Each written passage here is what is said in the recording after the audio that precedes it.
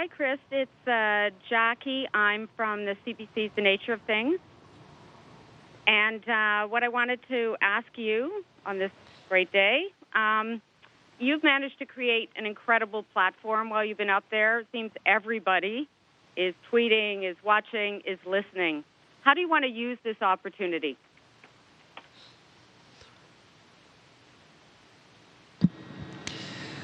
You know, there are a lot of really interesting things going on in Canada right now and around the world, and in all different fields.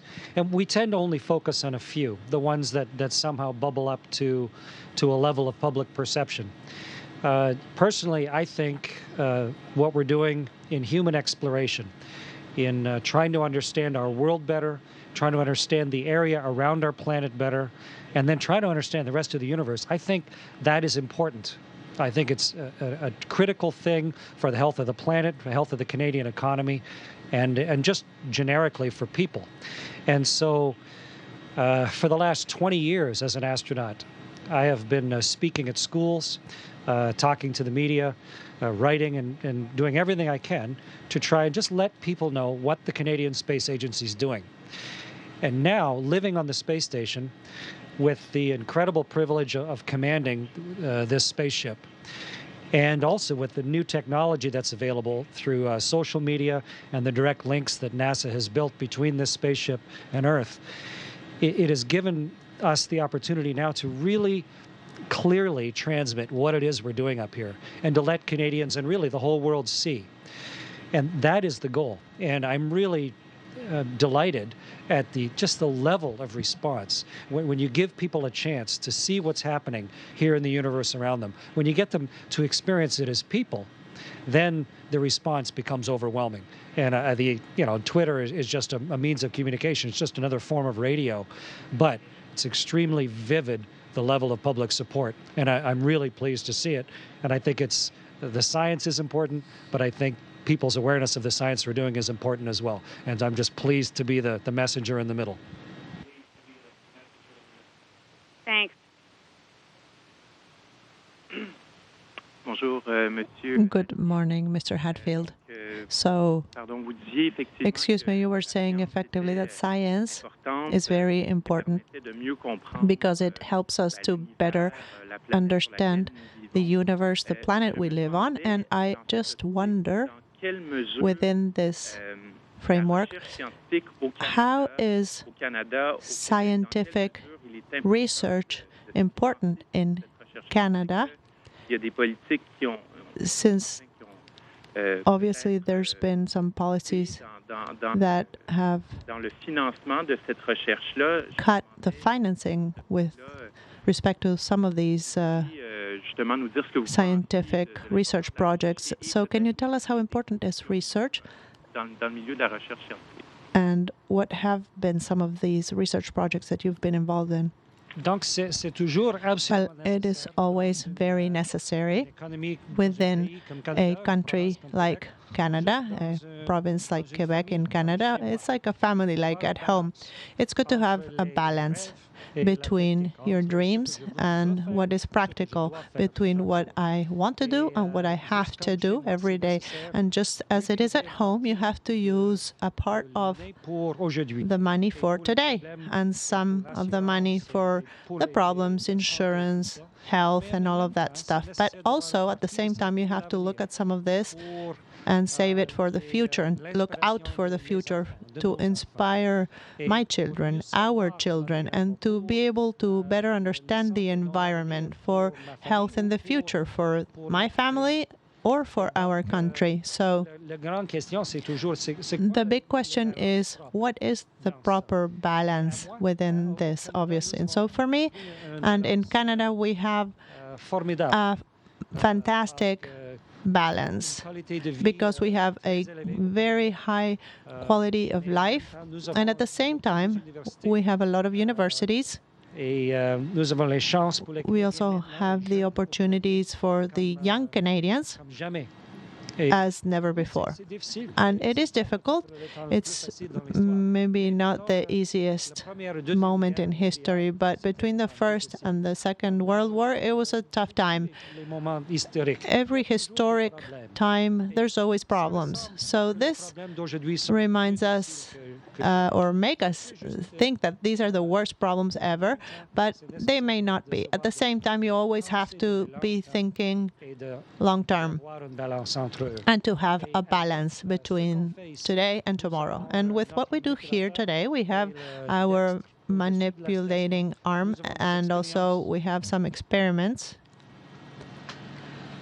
in the station, such as the microflow that was designed and invented in Canada, in Quebec.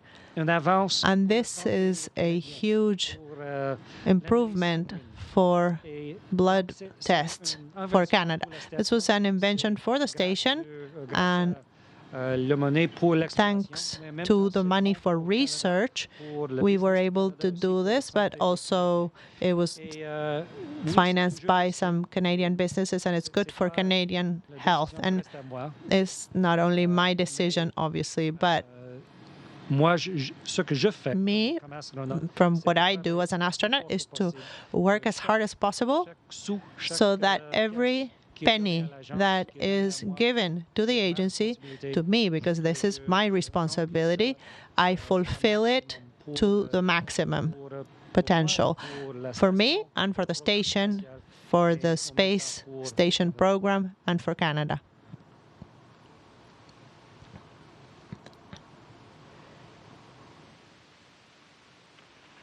Hi, Chris. It's Peter Ray from the Canadian Press. We've seen you smiling all the time. We've seen your tweets. We've seen your pictures. A question I have to ask, and people kind of wonder sometimes, is there anything you find frustrating up there? Is there anything that just gets your temper going? I just wonder if there's any difficulties you face, any frustrations that you keep to yourself, or just to keep yourself going. And if you can answer in French as well, I'd appreciate it. Peter, this is a marvelous, marvelous human experience. And I mean, the only thing that gets me mad is I have to sleep. I mean, this is a tremendous opportunity, one that I've dreamed about since I was a young Canadian, and one that I've worked towards ever since. And my resolution has been to make the absolute most of it, to spend as little time sleeping as I can. If I get an extra 3 or 4 minutes, go look out the window. When I get back from this, I'm going to regret every minute that I didn't spend looking at the world, or trying small experiments, or doing things that are impossible in the rest of my life. And no, I mean, you can find beauty and pleasure in every day, or you can find frustration and hate in every day. It's kind of a personal choice. And up here, the opportunity for the pleasurable, beautiful part is overwhelmingly in the majority. So I don't let myself get that way. It's not going to help, and it's kind of counterintuitive to being in a place like this.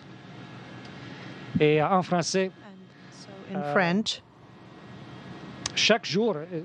Every day, everybody has to choose whether you want to be frustrated or whether you want to have a good emotion, to be ready for the day and to feel fine about everything that's going to happen today. And I have been dreaming about being in the station since I was 9 or 10 years old, and I've been training for this moment all my life. So for me, the most frustrating part maybe is the need to sleep, because this takes out a couple of hours of my day. And like I said before, it is an environment that is amazing, inspiring. And when I have 3 extra minutes, we have the window. That is like a dream to look out that window. And so I would say no. I chose the emotions of being here. I can change the emotions myself. This is a personal choice. So I choose to be in a good mood and to fully appreciate the taste of being here. Hi, Chris. It's Jackie again from The Nature of Things at CBC. Because I'm here for The Nature of Things, I'm wondering if David Suzuki was up there with you, what would you want to tell him and show him about how the science in space has applications down here in the real world?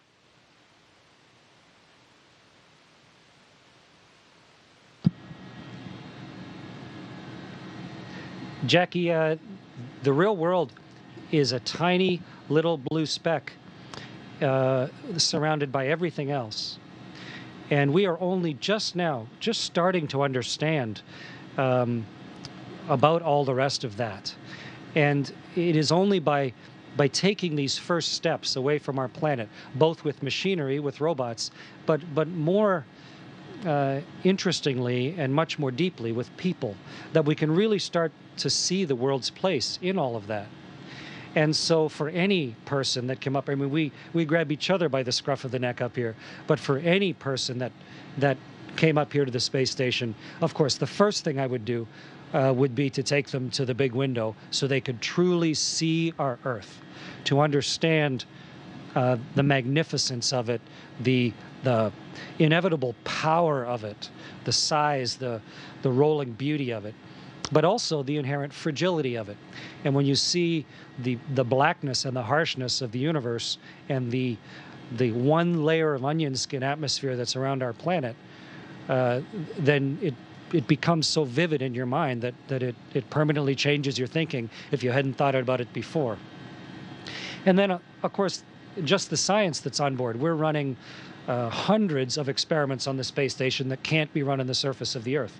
And so after we got over the initial wonder of it, I would go around to each of the racks around and talk about the metals research that's going on in that rack over there, or the crystallization research that's going on over my head to try and make better materials on Earth, or microflow here in my hands that's floating around, a Canadian experiment that has taken this challenge and necessity of keeping people healthy out here, and as a result have come up with a way of doing blood analysis in something that you can see is the size of a bread box or a big loaf of bread. That when you challenge people with a new extreme, with a new frontier and a new environment, they come up with new solutions. And mounted to the top of this space station is the alpha magnetic spectrometer. The control computer is right here beside me, and it is trying to understand the absolute stuff of the universe. What is antimatter? What is the percentage of antimatter and dark matter collecting dark energy from the universe?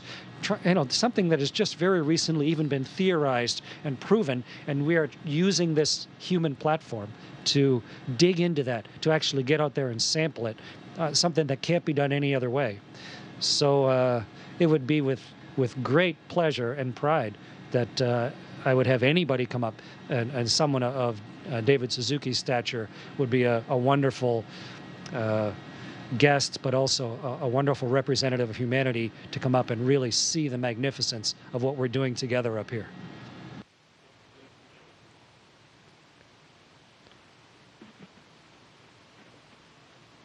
Oui, rebonjour, Monsieur Hadfield. Good morning, Mr. Hadfield, France, amical journal après. Une anecdote rapidement. I would like to tell you a quick anecdote. I had a colleague, Mr. Richard, that J'ai assisté à un beau moment où was at a very important time when Mr. Richard had told him or had written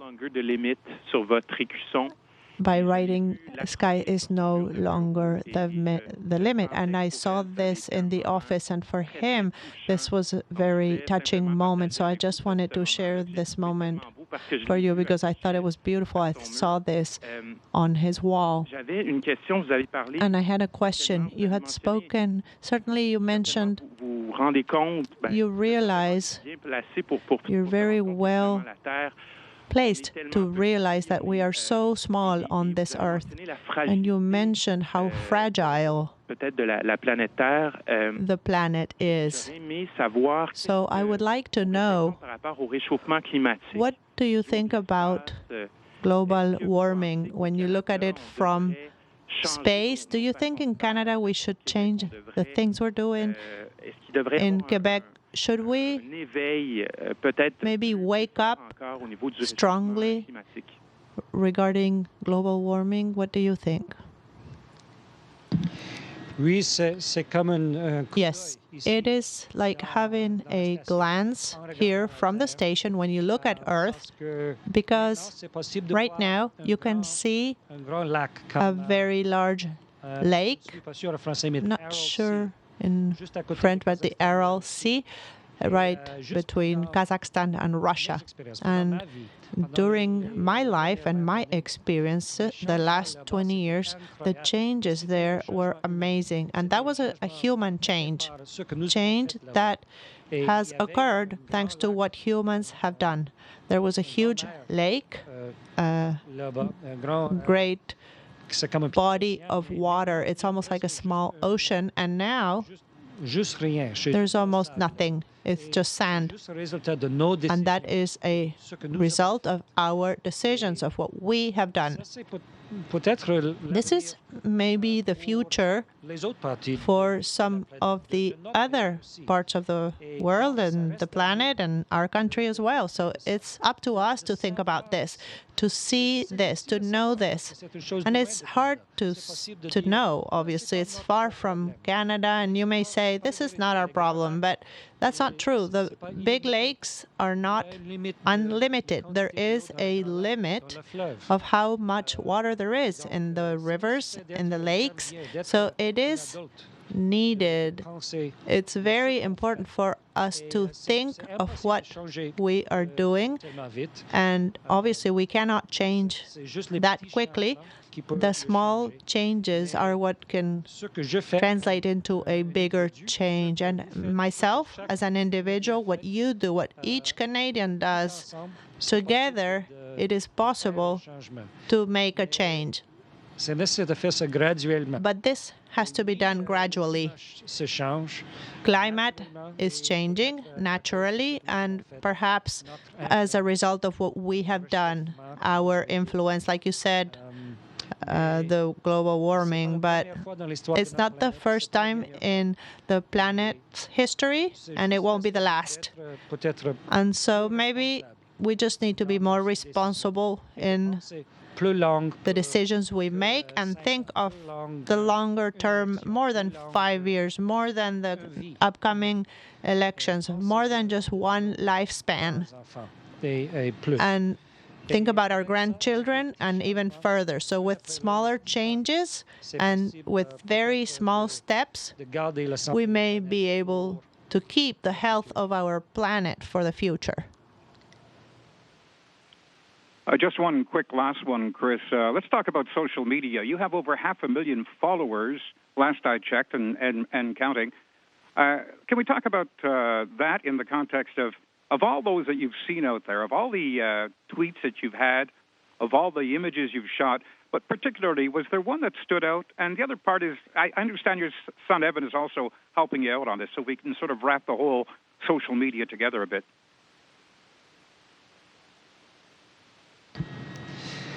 Well, first, let me just say that a tremendous number of people have worked very, very hard to make this type of thing possible for our country, and for me to be here as a representative. People right across the country building Canadarm, that was our ticket on board. The people at the Space Agency, of course, do tremendous work. I've worked at this for a long time myself, along with the other astronauts. And so this is only the result of that this possibility even exists. And the public awareness of it comes from all that huge pyramid of work that leads up to it, and really is culminating now with something really clear to focus on. And I think it's great. I've enlisted the aid of someone who's of the right generation to try and give me advice on how to use social media, in addition to all the other wonderful work that's being done. And my son Evan has been helping me with that and doing a terrific job, as evidenced by the number of people. And Twitter's just one measure, of course. There's over 500,000 people following on Twitter, but social media has many different forms. And the numbers are good to read, but what's important out of it is the impact that it has. And you asked what is significant out of that for me. I read constantly about schoolrooms across Canada and around the world that are using this to teach, that are using the work that I'm doing, the science that we have on board like microflow, the pictures that we take of the world, the fact that I speak 3 languages, 1 reasonably and 2 passably. They use the fact that I play guitar and play music. They use all of those different facets of this human experience leaving Earth in order to teach, in order to inspire young people all around the world, but specifically for us, of course, in Canada, to make the most of themselves, to understand our place in the world. And it's a really clear message when you can see one Canadian constantly comparing all of these places around the world almost simultaneously. It's hard to view the other places as foreign and different when they are all viewed in 90 minutes. And for me, it's very heartwarming when I see that people are internalizing that, when they stop using the third person and start talking about we and us and not just you and they. And so I mean, mine is just one voice in billions. I'm the commander of this spaceship, but I'm the 35th commander of this spaceship. This is by no means any sort of pinnacle. But at the same time, I'm trying to use whatever means I can in order to just help people see themselves better and to make better decisions, whether they're 5 years old or whether they're 85 years old. And social media and all of the work that the people are doing has been a big part of that.